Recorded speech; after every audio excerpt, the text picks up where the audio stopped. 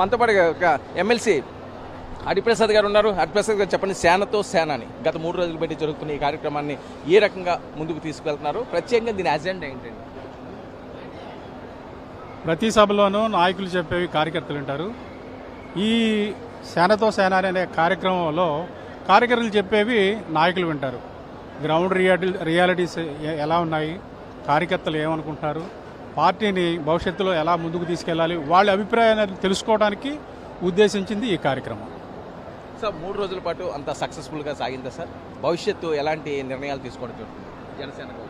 గత 2 రోజుల్లో జరిగిన ప్రోగ్రామ్స్ అన్నీ చాలా విజయవంతంగా జరిగినాయి. మీకు తెలుసు, పవన్ కళ్యాణ్ గారు ఏది తలపెట్టినా ఒక పద్ధతి ప్రకారం ఒక మంచి అంశంతో ఆయన ఎప్పుడూ ముందుకెళ్తూ ఉంటారు.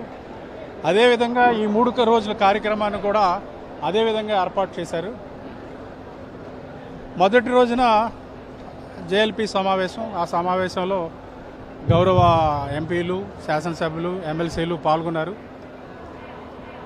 పార్టీ భవిష్యత్తులో ఎలా ప్రయాణం చేయబోతుంది, ప్రజలు ఏమనుకుంటున్నారు, ప్రజల అవసరాలు ఎలా తీర్చాలి, ఇటువంటి అంశాలన్నీ ఆ మీటింగ్లో చర్చకు వచ్చాయి. ఒక దిశానిర్దేశం చేశారు. కార్యక్రమం తర్వాత, ఆ మీటింగ్ తర్వాత కొందరు ఎమ్మెల్యేలతో ముఖాముఖి మాట్లాడి వాళ్ళ అభిప్రాయాలు, ప్రజలు ఏమనుకుంటున్నారు, ఇటువంటి విషయాలు ఆయన తెలుసుకున్నారు.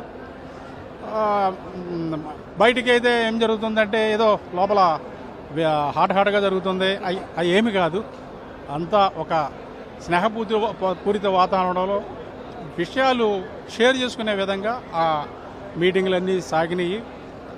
అనంతరం మధ్యాహ్నం మళ్ళా కార్యకర్తలతో మాట్లాడారు, వారి అభిప్రాయాలు తెలుసుకున్నారు. ఎగ్జిక్యూటివ్ కమిటీ మీటింగ్లో కమిటీలో సభ్యులందరూ చెప్పినవి చాలా సావధానంగా విని ఆకలింపు చేసుకున్నారు. కొన్ని పాయింట్స్ మాకు తెలియజేశారు, వీటి మీద భవిష్యత్తులో దృష్టి పెట్టాల్సి ఉందని. ఇది తర్వాత రోజున మార్నింగ్ సెషను, ఈవినింగ్ సెషన్లో కూడా ముఖ్యమైన కార్యకర్తలతో దాదాపు 400 మందితో ఆయన ముఖాముఖి మాట్లాడారు. చాలామందికి అవకాశం ఇచ్చారు మాట్లాడటానికి. వారి అభిప్రాయాలన్నీ స్వేచ్ఛగా తెలియజేశారు. ఇది చాలా ఉపయోగకరమైన ఇంటరాక్షన్.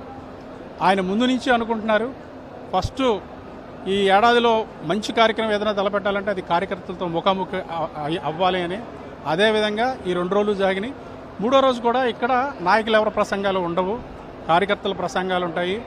కొన్ని సాంస్కృతిక కార్యక్రమాలు, మన కల్చర్ని రిఫ్లెక్ట్ చేసే సాంస్కృతిక కార్యక్రమాలు ఉంటాయి. తదుపరి పార్టీ అధ్యక్షుల వారు ప్రసంగిస్తారు. సార్ ఎలాంటి ఇన్పుట్స్ వచ్చినాయి సార్? ప్రధానంగా గతంతో పోల్చుకుంటే ఈసారి అభిప్రాయాలు అవనివ్వండి, లేకపోతే కార్యకర్తలు చెప్పే అంశాలు అవనివ్వండి, లేకపోతే నాయకులు చెప్పే అంశాలు అవనివ్వండి, వీర మహిళలు సార్ దగ్గర ఉంచే అంటే 2 రోజుల్లో అంతమంది వ్యక్తం చేసిన అభిప్రాయాలు నేను ఒక్క మాటతో చెప్పలేను, చెప్పడం కూడా సాధ్యం కాదు. చాలా ప్రోగ్రెసివ్గా ఉన్నాయి. అంటే కార్యకర్తలని బేస్ చేసుకొని పార్టీ ఎదగాలి అనేది. చాలా సందర్భాలు ఏంటంటే నాయకులతో పాటు కార్యకర్తలు వస్తారు, అలా కాకుండా కార్యకర్తల వెంట నాయకులు ఉండాలనేది ఈ కార్యక్రమం ముఖ్య ఉద్దేశం. సార్ ఓవరాల్గా విశాఖలో సేనతో సేనానికి ఏమైనా ప్రత్యేక సందర్భం ఏమైనా ఉందా? విశాఖలోనే పెట్టాలనుకోవడానికి ఎక్కువ కార్యక్రమాలు విశాఖలో ఆయన ప్రారంభించారు. మీకు గుర్తుండే ఉంటుంది, 2018లో పోరాట యాత్ర చేశారు. పోరాట యాత్ర కూడా విశాఖపట్నం నుంచి స్టార్ట్ అయింది. ఆ రోజున అంబేద్కర్ భవనంలో 3 రోజుల పాటు ఉండి ఇక్కడి నుంచే అన్ని కోఆర్డినేట్ చేశారు. తర్వాత అరకులో ఎక్కువ ఉన్నారు. అదేవిధంగా ఈ కార్యక్రమం కూడా ఇక్కడి నుంచి బిగిన్ చేయాలని ఆయన సంకల్పించి ఇక్కడి నుంచి ప్రారంభించారు. హరిప్రసాద్ గారు, మనం గతంలో కూడా చాలాసార్లు చూసాం, పవన్ కళ్యాణ్ గారికి చాలా అవమానాలు విశాఖపట్నంలోనే జరిగాయి. చాలా అవమానాలు, నవ్వేటాల నుంచి బయటికి రానివ్వలేదు, రుషికొండ ప్యాలెస్ నుంచి చూడలేదు. అదే ప్రాంతాలకి ఈరోజు ఉప ముఖ్యమంత్రి గారు వస్తుంటే అదే అధికారులు సలాములు కొట్టి, సెల్యూట్లు కొట్టి ఆయన పంపించిన నేపథ్యం ఏమనిపిస్తుంటుంది? ఏం జరిగినా ఆయన సమానంగా తీసుకుంటారు. అది అవమానంగా ఆయన ఎప్పుడూ భావించలేదు.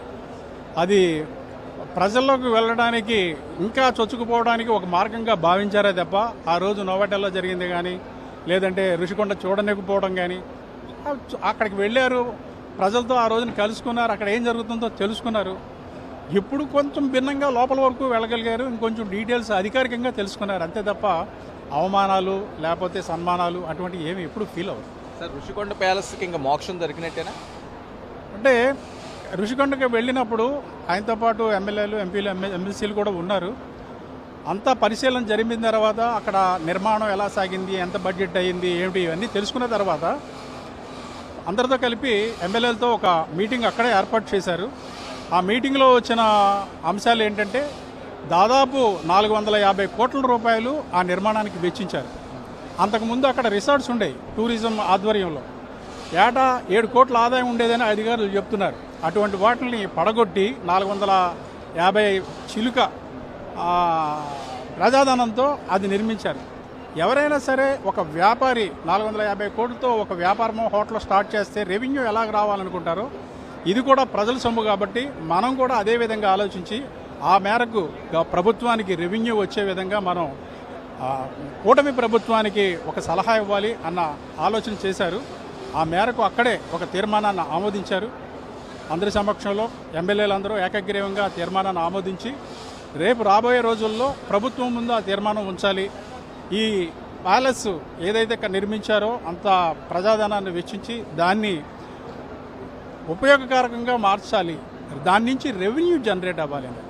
ముఖ్యంగా వచ్చింది ఏంటంటే సమావేశంలో మీటింగ్స్ కోసం లేకపోతే ఎగ్జిబిషన్స్ కోసం ఇతరత్ర అవసరాల కోసం దాన్ని వినియోగిస్తే మంచి రెవెన్యూ వస్తుంది అన్న ఒక అభిప్రాయం వ్యక్తమైంది. అది తీర్మానంగా చేసి ప్రభుత్వానికి సమర్పించాలని నిర్ణయించారు. ఈ 3 రోజుల కార్యక్రమంతో భవిష్యత్తులో జనసేన గ్రామీణ ప్రాంతాల్లో ఉన్నాయండి, లేకపోతే ఏజెన్సీ ప్రాంతాల్లో రాష్ట్ర వ్యాప్తంగా పూర్తి స్థాయిలో బలోపేతమైన పార్టీగా ముందుకు సాగడానికి సర్వం సిద్ధం చేస్తారు. గట్టి నిర్ణయం తీసుకున్నారు. ఇప్పటికీ పార్టీ నిర్మాణం ఉంది. పవన్ కళ్యాణ్ గారు మీకు పదే చెప్తూ ఉంటారు, జనసేన ఆవిర్భించి 10 ఏళ్లే.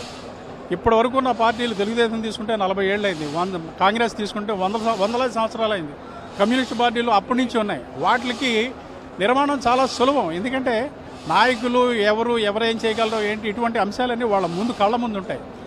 జనసేన ప్రయాణం ప్రారంభమైంది. ప్రారంభంలో ఎవరు బాగా పనిచేస్తారు, ఎవరు పనికి వస్తారు, ఎక్కడెక్కడ పొజిషన్స్ ఇవ్వాలనే దాని మీద నిరంతరంగా ఎక్సర్సైజ్ జరుగుతుంది. ఈ ఎక్సర్సైజ్ని మరింత పటిష్టం చేసి వచ్చే మార్చి 14 ఆవిర్భావ సభ నాటికి ఒక మంచి రూపాన్ని దీనికి ఇవ్వాలన్న ఆలోచన చేస్తున్నారు. కార్యకర్తల ఇంటికి వెళ్ళి కూడా ఈయన ఒక నిద్ర చేస్తాను, వాళ్ళతో గడుపుతాను అని అన్నారట. వాస్తవం అనేది వాస్తవేనండి. తొలి రోజున జరిగిన సమావేశంలో గాజువాకు చెందిన సురేష్ అనే ఒక కార్యకర్త ఒక సజెషన్ చేశాడు, మీరు అప్పుడప్పుడు మీ పర్యటనలో కార్యకర్తల ఇంటికి వెళ్ళి ఒక నిద్ర చేస్తే బాగుంటుందని. ఆయన అంగీకారం తెలిపారు. అయితే మనం ఒకటి గమనించాలి, ఆయన డిప్యూటీ సీఎం హోదాలో ఉన్నారు.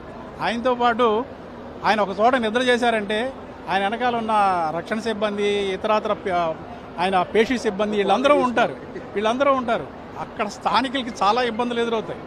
ఎందుకంటే ఒక విఐపి వచ్చారంటే ఆ మార్గంలో రాకపోకలను నియంత్రించవలసి ఉంటుంది, ఆ చుట్టుపక్కల జాగ్రత్తలు తీసుకోవాల్సి ఉంటుంది, ఇన్ని ఉంటాయి. అదే విషయాన్ని ఆయన ఒక ముక్కతో చెప్పారు, నన్ను తీసుకెళ్తే మీరు ఏనుగుని తీసుకెళ్ళినట్టే. అందుకనే కుదిరినంత వరకు ప్రయత్నం చేద్దాము, కనీసం ఒక పూటన్నా స్పెండ్ చేయడానికి నేను ఒక ఆలోచన చేస్తానని చెప్పి. నూతనమైన ఆలోచనలు ఏమన్నా చేయడం జరిగిందా సార్?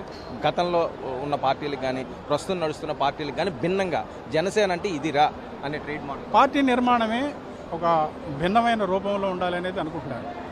జనరల్గా పార్టీలన్నీ పిరమిడ్ ఆకారంలో ఉంటాయి, కింద కార్యకర్తలు ఉంటారు, పైకి వచ్చేసరికి నాయకుడు ఉంటాడు. అలా కాకుండా ఈ పార్టీలు ఏంటంటే నాయకులంతా కింద ఉంటారు, కార్యకర్తలు పైకి ఉంటారు, రివర్స్లో ఉంటుంది. ఆ నిర్మాణం మీద ఆయన ఆలోచన చేస్తున్నారు.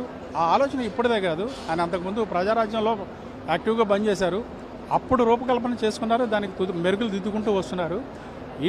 ఈ సమయంలో దీనిని అమలు చేస్తే అంతవరకు బాగుంటుందనే ఆలోచన అయితే తీవ్రంగా చేస్తున్నారు. Thank you sir, thank you. ఇది హరిప్రసాద్ గారు ఈ రకంగా తన అభిప్రాయాలు వ్యక్తం చేయడం జరుగుతుంది.